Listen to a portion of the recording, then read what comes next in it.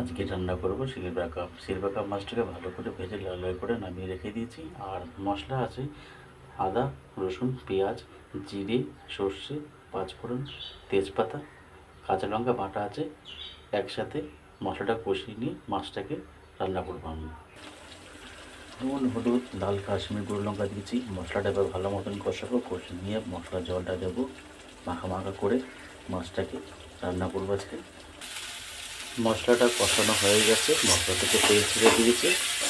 এবার মশলার জলটা দিয়ে দেবো। ঝোলটা ফুটলে পরে মাছগুলো ছেড়ে দেবো আমি।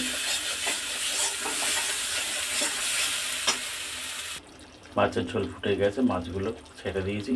2 মিনিটের জন্য একটু ঢাকাতে রেখে দেবো, তাহলে মাছটা নরম হয়ে যাবে। আমাদের সিলভার কাপের মাছের ঝাল হয়ে গেছে। আপনারা এইভাবে করে খাবেন, খেতে খুব ভালো লাগবে। যদি ভিডিওটা ভালো লাগে লাইক, শেয়ার, সাবস্ক্রাইব, কমেন্ট জানাবেন। আজকের ভিডিও শেষ করলাম। নমস্কার।